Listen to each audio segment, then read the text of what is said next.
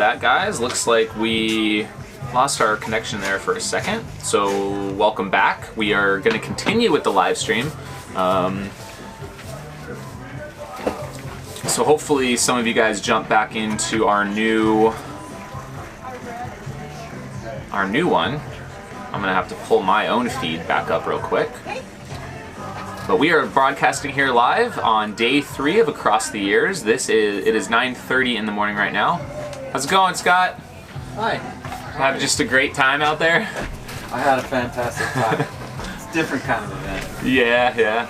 But I don't mind it now that it's done. Yeah, exactly. You know what's kind of cool is once you get past the early miles, it gets more intriguing and a lot more exciting. Yeah. You know what I mean? Yeah. Okay. I'm just glad. I still haven't got past the early miles, so I've... Thanks for coming out, man. Yeah, thanks for having me. Yeah. I enjoyed my time. Yeah. If I recover well, I'll see you at Coldwater. Cool. Well, I won't be here, but Oh, you'll see won't? our team. I'm doing Hong Kong 100K. Oh, is that when it is? Same weekend, yeah.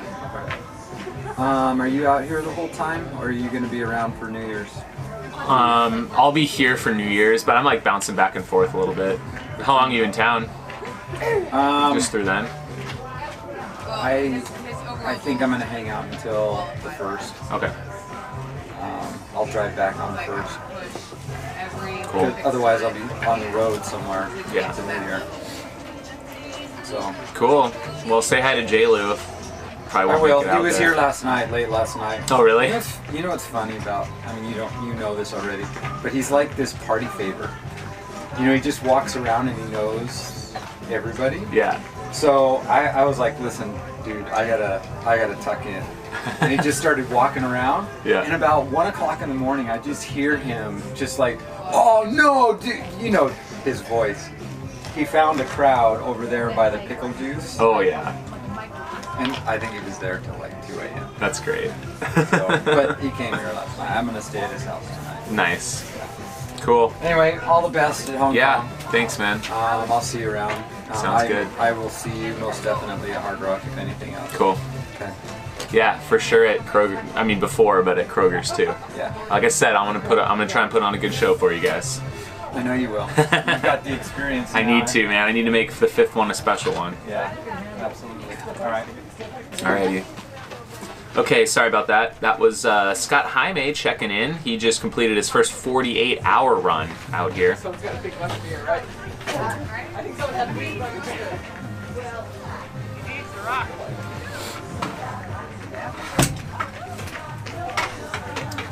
Keep going, Jimmy.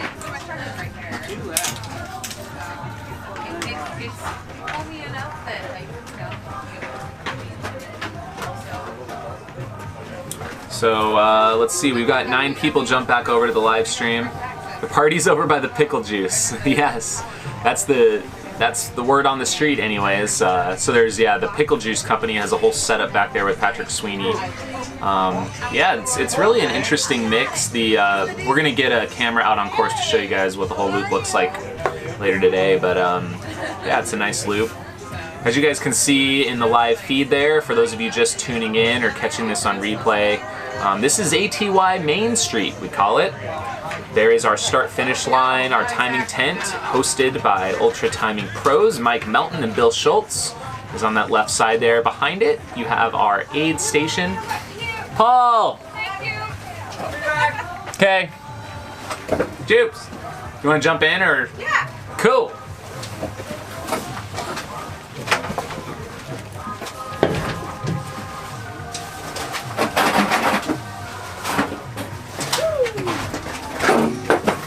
Oh man, you guys are in for an absolute treat. Wow. We have our Good morning. our race director, Jubilee Paige, joining us. Very lucky to steal some of your time. How are you doing this morning? Good. I'm cold. Yes. Oh my gosh. Cold to the bone. It has been chilly, Yes. so that's So- always a joy. It's something you can look forward to at every across the years. We enjoy some chilly weather in the morning. So we're here, day 3. How are things shaping up? There, Amy Mower just passed, and she's crushing it in the 6th day. In the 6th day. Her first 6th This is day. first 6th day, and she's leading currently. She's actually projected to be really. Have you, by chance, seen like Dobie's graphs of No, projections. He didn't have it ready yesterday. I need to bring him in. So we gotta share that with you guys because it's absolutely so fascinating to see like how these guys are performing and kind of what their long-term probability is. That's awesome. Yeah. So in our men's is really exciting right now. We actually have our very own John Moroshik in his first 6 day, and he's taking it serious. He is. And it's cool because I didn't realize at first that he was legit entered because he works for us basically. He's like full-time essentially on our event crew. He's our warehouse manager, but he packed up all the equipment, helped with setup, and then he's running the entire race, and then I'm sure he'll help with breakdown. Or maybe not. He's not helping with breakdown. Okay, good, good. No, I gave him the day off. That's awesome. So, but yeah, he actually, When he came back to the I think, upgraded from the 72 hour, and he decided, you know, since he's got the time and he has the days off, then maybe he'll jump in the 6 day and see what he can do. And I'm telling you, it's just blowing my mind. It's really, really cool. Tatsunori is here. Yes. Oh my god, I just had some flashbacks. That's so great. Yeah, lots of great people out here. So he's leading the charge right now. He's closing in on 200 miles. Yeah. And David Johnston, right who's behind him, won here before, is right on his heels, and Ed Enninghausen as well. Yeah. He's checking out some of the live results. Where are we at? We have over 90 people now that have recorded mileage in our 6 day. Yeah. So it just keeps. Oh, now it's up to 93. Yolanda Holder, she's not actually here. She's not here. You know. But Burke Painter, is he out? He's probably out on course now. So we have 92 people in the 6 day, which is by far the biggest. I was just looking up. Yes, definitely. I was looking up because couldn't remember when we brought I need back. to get out there so I can like. You need to put at least. I know. I gotta. You gotta do at least one. At least one, right? So you can tank your ultra sign up ranking. You know? I know. That's what I look forward to. Oh, we do have a memorial one, huh? We do. I didn't realize that one. Yeah. So the 6 day, we brought that back. I was kind of going through some of the history. Yeah. But they had a one-off 6 day. Did you know that for the new millennium? No. So they had. It started as just a 24-hour, and then they kind of went up to 48, 72, and it was kind of this 24, 48, 72-hour run for a number of years. Yeah. And then for the new millennium, because they were racing across not only the years, but in the year 2000, it was years, decades. Oh, we'll have to do that. Into 2020, we'll have to add that back into the name for that year. We're racing across the decade. Oh, heck yeah. For 2020. Oh, so fun. Okay, right. I have ideas, yes. Yeah, great. So across the decades, centuries, and millennium. That's awesome. Which was like this insane thing. So they did a 6 day one-off, and then it went back to just 72 for a number of years. And we brought it back. And then I was trying to remember like what happened. So in 2009, they actually didn't hold across the years at all. Because I forget what it was. I think it was partially the venue with the rubrics and something. And so Arizona Road Racers did just a 24-hour run to the future, they called it. Cool. And so that happened at this ball field in like Peoria. And then we brought back across the years at Nardini in 2010. And that was like the crazy weather year that we did the 72. And then the next year we brought it here. And we had it here in 2011 and 2012. With just the 3 lower distances, and then in 2013 we brought back the 6 day. So this is the 6th year of the 6 day. That's awesome. And then my mind was like, 10 day. Oh God. I was like, I can't imagine that, but also I was like, a one-off in 2020, maybe? Well, because will that be next year? Yeah. Into the decade. To 2020. So we're running into the new decade. Yeah. Maybe not a 10 day. You're like, I'm gonna go we'll now. We'll maybe talk about that one. We got a question. Who are the Canadian runners? Oh, there's so many. many. Charlotte Vassarelli is currently leading his 72-hour. She's from Canada. You also and got. She actually. Did she set a 48-hour record? She set a 48-hour record. She's in the 72-hour, and she set the record this morning. That's awesome. For 48. Yeah. And I know we have a number of Canadians. We do. Well, we have almost all the Canadian provinces, I think, represented. Almost. Saskatchewan, I think we're missing, but we have probably about 30. Anywhere from like 20 to 30 Canadians join us every year for across the years, which is stellar. And yeah, we see kind of them in a big camp that they got going on. It's really the Canadian camp. They do. They have Canadian the Canadian camp. cowboy. Like, yeah. So it's really cool. Oh, we got Oswaldo Lopez tuning in. Good morning, Ultra Runner family. How's it going, Oswaldo? Hope you're feeling good after Desert Solstice. That was quite the run you had out there. He set the awesome. Mexican record for 24 hours out there. Here's a great question from Key Lime. How many volunteers does it take to put on this event? Oh, gracious. I mean, we have hundreds of volunteers, and we have several repeat volunteers that come and do a volunteer day every single day. So they put in like 8 hours a day for 6 days, and they're in our aid station, they're in our backlot security. Is that part of the work exchange program, or is that separate? Do you want to talk a little bit about that? That's something new. Yeah, we do a little started. bit of both. So the work exchange program, this is our second year doing it, and it's an opportunity for people to come in. They work through the entire event, at least 8 hours, and then they have the entire rest of the time to rest, eat, and run, and they basically earn their ticket into the 6th day through a volunteer exchange. Yeah, it's a really cool way for people, come out. You can definitely get 100 miles in while, if not even more, but you can for sure get 100 miles in, and essentially pay your way into the race by just helping each day, helping at the aid station, helping pull trash, helping string up lights, things like that. Yep. And so far it seems like people love it. Yeah. I know Noel Kingston from Prescott, he's posting all over Facebook. It's his first time doing a multi-day, 6-day, and yeah, he's a rock star volunteer, man. So. And he was thinking he'd come here and lose some weight, and he's just the spread at the aid station. He's like, I'm not gonna lose any weight. No one's losing weight at our aid station. Absolutely not. There was a woman yesterday. She's like, "Good thing I'm not here for 6 days because I'd leave 20 pounds heavier." Oh, yeah, we got some shout outs to Oswaldo. If you guys are tuning into the chat rooms right now, we are on YouTube right now, and we have 23 people tuned in. We're taking your guys' questions. If you have questions for Jubilee, our race director, she'll be here for a couple more minutes with us. You can also jump over on Facebook. It was funny, we were talking about some of these tweets. Have you seen these tweets going out from Ultra Running History? No. Davey Crockett has a website and podcast. Yeah. He's been throwing some facts out. And one of them was talking about, in 1989, race timing was still performed manually. Each year, an army of timers were hired at minimum wage, working 6-hour shifts to record the times of each runner for each lap. Could you imagine doing that today? If we had 400 runners and we'd have 400 volunteers assigned to each one of those with a timer, with a tick.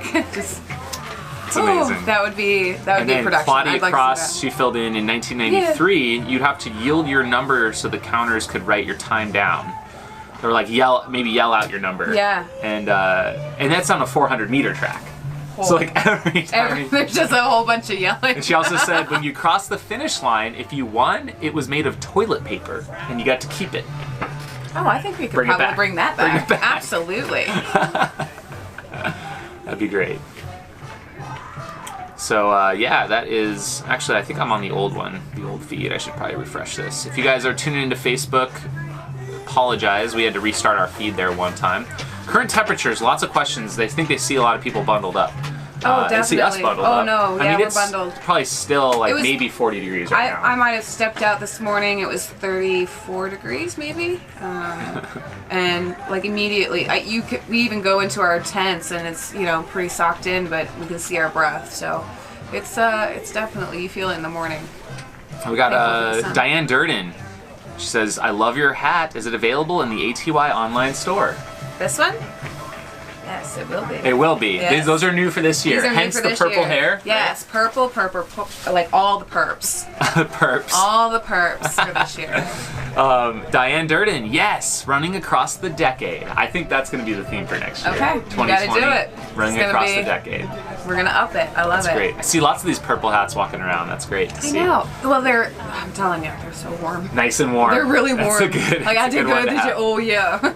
So Andres Vasquez tuning into Facebook says, I ran ATY in 1998 and in 2000. In the 48-hour, did 316 kilometers and 357 kilometers.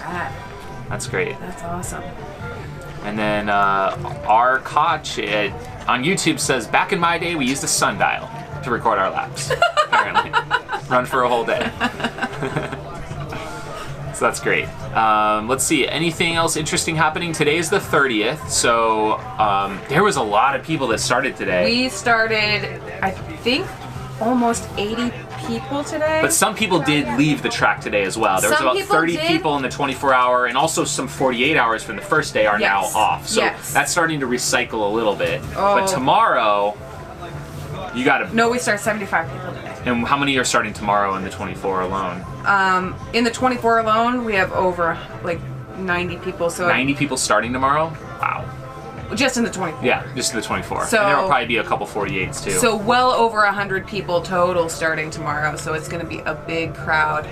A lot of Going to be busy out there. It's going to be busy. Yeah. It's going to be fun. We do have, what do we have in store for those of us that are going to be here for New Year's running into 2019? Can you like give us a little idea? I don't want to give away all your surprises, but we celebrate the New Year with everybody. It's you know, kind of a big ATY family affair, and we bring everybody in, and we have champagne and celebrations and all kinds of fun things. But yeah, we ring in the New Year together. So and we do a friends and family lap. So everyone who's here, everybody joins. We literally kick off 2019 by running or walking a lap together as a family. Yeah. So awesome. Yeah. Thanks for joining us this morning. Thank you. Yeah. Good luck with everything. I'm going back to work. Alrighty. Okay. Thanks. Bye, guys. All right, thank you to Jubilee Paige, our Across the Years race director, for joining us. That's going to be exciting next year. We'll be running across the year, not only running across the years, but running across the decade. And that's something that hasn't happened since 2010, which is the first year that we took over the race. So 2010, 11, 12, 13, 14. So that'll be our 10th anniversary of organizing across the years. Can you believe it? I cannot believe it. 10th anniversary for you. There we go. That's we kind of good. need to sit on there to be boosted up. Oh, be hiding. Yeah, I know. We don't have like bar stools. Some of us are high now. There we go. Yeah, you are taller. Let's see. Some of us now are too high. No, you're good. You're good? Yeah. Oh, there we are. Yes, we are. I can see this. I think we're good. All right, we are now joined by former race director of Across the Years, Paul Bonnett. I was just reading a tweet on when you took this over. It was like 97, I think? 95. 95. Oh, no, I took it over. I ran it at 95. It was 96, 97, I think. I ran it again, and then it's kind of when I took it over because Harold called me Christmas Eve and said, Paul, I'm really sick. I can't put on the race. So it got dumped into your lap. Can you hold the race for me? Can you put it on for me? So it's just kind of like, oh well, I was supposed to be racing the race, but sure, Harold, I'll put it on. And so I put on that race that year and got my most miles that day too. Really? Okay. Nice. And it was it a 3-day back then as well? 3-day. It was the first year it was going to be at Arizona Boys Ranch. Mm-hmm. And so we set it up at Arizona Boys Ranch and ran the race, and I ran the middle day and put it on the first and last day, and just hung out, just put it together. And then after the race, I also go, I heard it was so great, it was so wonderful. I think you should do it from here on. So you like maybe he was sick, maybe he wasn't. It was a good way to kind of pass it along. Yeah, I was like, okay, I guess he was looking to pass it on because he was asking Linda Van to see if she'd take it. She's like, Linda's going, no, I don't think I really want to do that. She helped him out a year or two. Yeah. And she kind of got me into it because I was up doing working the Jingle Bell run in Prescott with Linda, and Linda's like, Paul, can you deliver the tables to Harold's race that's coming out? I'm like, what race is that? And so in 95, she's like, well, he puts on a 72-hour race, and he needs tables and stuff that she was borrowing from the Arizona Road Racers. So, sure, I can bring the tables and chairs and stuff like that and help him set up. And so while we're there, Harold, of course, is desperate for volunteers, like we were always. Was it still manually counting back then? Or? Oh, yeah, I did manually counting through the year 2000. Oh, my gosh. But Harold, while we were there, said, hey, if you want to manually count, if you want to help count laps. Oh, you want to? Yeah. If you do great. 8 hours of counting laps, then you can run for free. And me being a teacher with no money back then, running for free is like what I needed to do. So Paul Manning and I counted laps. And then we said, okay, good, we'll run for free. And then so we ran, I think, the middle day, or yeah, probably a middle day of it, and our job was, we felt, to make sure that somebody was on the track, because there were so few people running it back then. So when it got to nighttime, there'd be people counting laps and nobody running on the track. So you had to go run, keep them employed. So Paul Bonnett and I made an agreement. Okay, if I go to bed, then you got to stay up and keep laps. So somebody's counting, and then when you want to go to bed, get me up and I'll count laps. Paul was like, yeah, that's what we'll do. So I said, okay, I'll go to bed first and wake me up in 2 hours, and then I'll get up. Paul didn't wake me up for 4 hours. He's going, I was trying to catch you. I wake up like the two going, Paul, you're supposed to wake me up at midnight. What happened? And he's like, I was trying to catch you. That's great. So yeah, we did that back and forth, and yeah, then the next year I was going to go out to the Arizona Boys Ranch, and I was in Western States, and I thought, okay, I need to do a good night run, and I'll go off and do that. And that's when he said, hey, I'm sick, can you hold the fort for me? And then the year after that, it's like, you did a great job, can you take it over? So then I and Frank Kuda, Wayne Knowles helped me for a couple of years. He helped me organize things and put it together, so he had a big part of it, keeping the records and stuff, and putting a lot of the paperwork stuff together. And then Frank Kuda kind of stepped in, helped with volunteers and the physical building of it and setting it up, and also helping with getting some volunteers. We get jobs for people. Yeah. Day labor. So how does that work with the manual counting? Like, you have a specific runner that you are assigned to, or do you have more than one runner? Or? Hopefully you have more than one runner. Okay, otherwise it gets real boring. Oh, that, and the thing is with some of the people, because what you have to do is you have to record the time of the lap. Yeah. And then when they come around and record the new time lap and calculate how long each lap took, okay, and write that down. Yeah. So everybody has to use, not 160-second counts, to count on the 60-second, minute, and calculate how long that lap took. Some people can't do that. They couldn't do the math that quick. They can't do the math. And so it was a So limit. did they have are these like analog clocks that you guys have out there? Yeah, people we had watches that they were using, and stuff like that. And you had to record the seconds, and you had to write all this down and be perfect with it. Right. Well, for record keeping and all that. For record keeping, you had to cover all of that. And then so it was how many people you could handle. Could you handle 2, 3, 4, or 5? I had a couple of people that were some kids. Hi, Karen! There's my sister. She's with Aileen. Very good. Aileen's a race director also. Yeah, with when it was Arizona Road Racers days. Or was that separate? No, it was. It could have been. Okay. When Nardini was taking it. Yeah. So she did the first year there when I stepped out. Nice. But you had to record all these laps and everything, and if they couldn't handle more than 3 or 4 of those, then they're stuck. I had a couple kids who could do like 8 runners. 8 runners, nice. I loved them. That's awesome. They were the main Sharp. They were the main timing crew and had been with Harold for years. Mm-hmm. They were coming from the Phoenix Christian School. Yeah. And so they were really good at this. But that's what you had to do, is each and every lap write it down. So the Job Corps people were like, 60 seconds? How do I do that? Oh my gosh. So that became a real problem. It wasn't. I pushed to get chip timing with the Arizona Road Racers when we were doing the 6-day.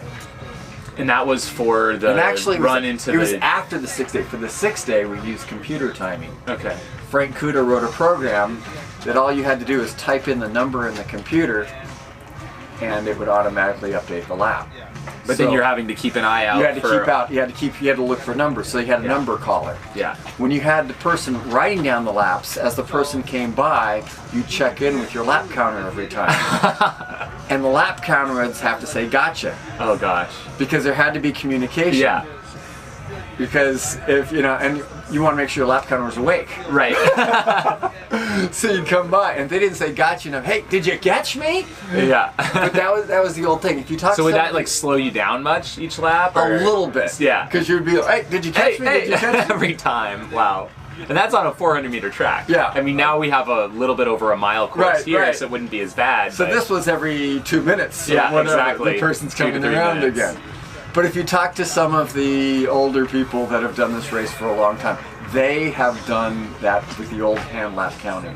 Phil Dickey, those guys, Yeah. they can tell you stories about how it went with lap counting. But it was hilarious. Yeah. And it was tough to do too. But with the year 2000, we expanded it to the 6-day. Whose idea was that? Kind of mine. Yeah. 6 days the real distance. 3 days not an official distance because we kept trying to say if we could do records and stuff. And it was like nobody else in the world puts on a 3-day but you guys. Yeah. So we don't want to call this a. Karen wants you to meet her on the backside at the bathroom. Oh, When when? pulled out. Now, Okay. Now?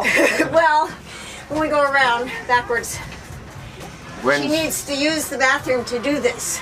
she's using that bathroom over there? She said on the backside. Probably the good bathroom inside. Yeah. Okay, I'll go there in a few minutes. Okay. Cool. Won't be there yet.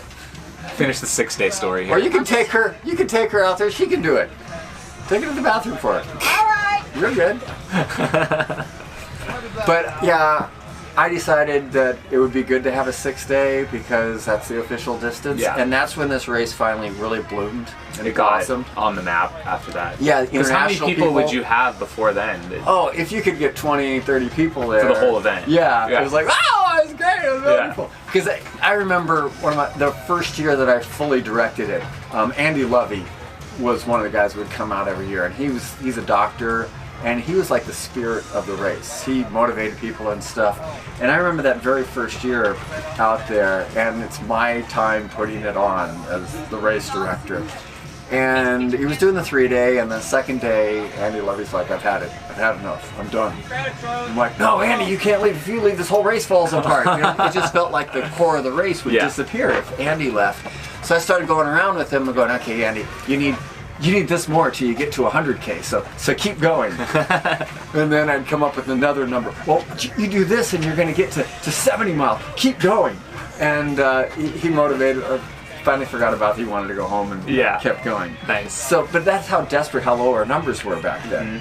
Like if I lost one person, I felt like the race was falling apart. And Andy was like a key guy. I was like, Especially I if can't they lose get you. going and then they leave, it's Yeah. like the energy just gets Yeah, zapped the energy out. just disappears. Where today you got 1 million people. Oh, you're leaving? Okay, here's your buckle, here's your glass, here's your. Go Yeah, ahead. yeah. Back then it was like, oh no, don't leave! You can't leave! You have to stay! You just got another 2 miles to this! I'd be desperately trying to keep people on. When we finally got to the 6-day though, we got people from Brazil, we had Martina come from Germany. Yeah. It got the international flavor to it. More people started showing up around the And country. then even when it went back to just the 72 hour, it kind of kept that. Kept that Yeah. that in. So I did the 6-day, and I think I did it one more year. And then I'm like, guys, I'm good. Somebody can take this. And that's when Roger and Aileen and Laura picked it up and took it. And brought it to the manor. They brought it to the manor, which Yep. was great for me. They took it and ran with it. Yeah. I got to take my son to New York City for New Year's. My Nice. one time not Yeah. being here for Yeah. New Year's, right? Because it's like, so that was his dream, was to go to New York City. So I Yeah. got to do that. And then I came back in about January something. I got a call from Roger saying, Paul, we don't want to do this again unless you're doing it. Oh, snap. Roped back in. Like, Roger, really? Yeah, can you help out? He says, you don't have to do everything. I'll do all of this, I'll do this. I just need your expertise. face, yeah. I want you to be the public image of it. Yeah. And Roger put in just a ton of work. Oh, yeah. Just Insane. Well, he It's incredible. hand-built a track, like, Hand-built on his the track. property. And just a lot of the organization and stuff. And so I became the public face, and I ran a lot of the different things. And Lynn Newton started to do the history of it and create a